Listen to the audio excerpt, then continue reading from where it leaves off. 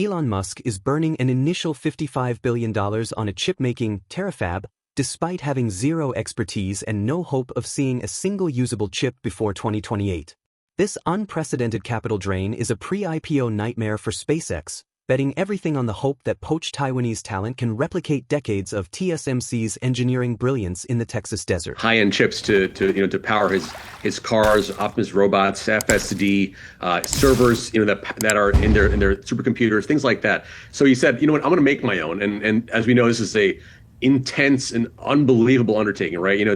They measure these projects in decades, right? Not just years, right? So the fact that he wants to do is pretty kind of overwhelming. But basically, what he wants to do is build this terafab, this chip manufacturing facility in Texas. And what we saw now with a filing is that it's going to happen in a place called Grimes County, which is near Houston. You mentioned that $55 billion spend. That's just the initial spend. It could go as high as $119 billion if all the phases are done. What are going to be, Praz, do you think, the potential sort of big hurdles for terafab, for this Musk vision? Would it be, is it going to be money? Is it going to be talent? Is it going to be tech? Is it going to be all three?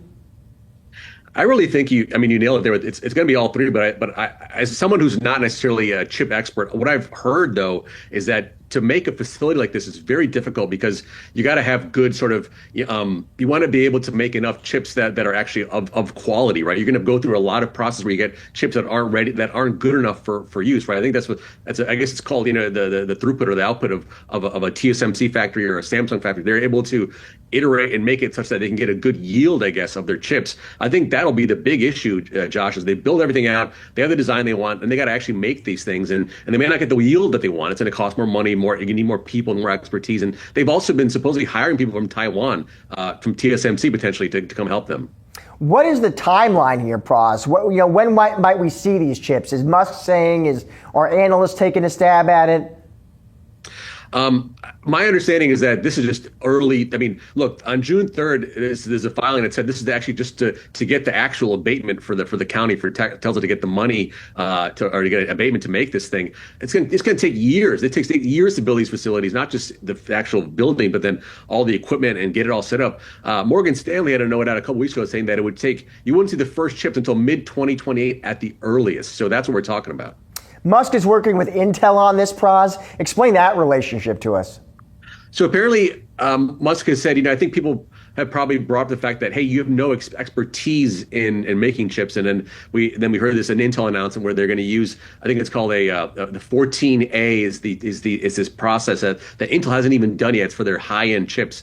We'll have to ask Dan Howley about it. He knows more about that stuff. But basically, he's acknowledging that he needs outside help. He needs, Intel's America's only fabricator, right? So it's a good, interesting relationship that they're striking there. But this is also for design or process that Intel itself hasn't even done yet. Finally, Praz, this is all happening, of course, as SpaceX could IPO soon, make a public debut. I'm just curious what you think news like this, what it kind of means for the SpaceX story. Do you think it makes it more attractive to investors? Does it make it more complicated? What do you think?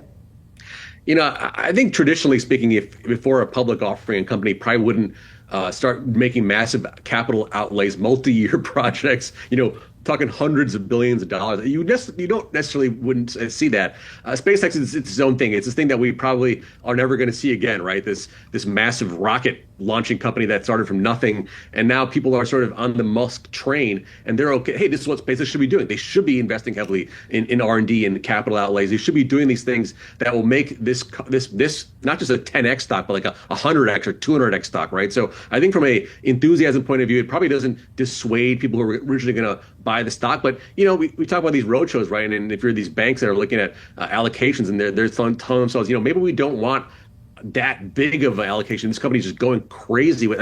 We got to see that filing, right? I'm curious to see what that filing says. That confidential filing.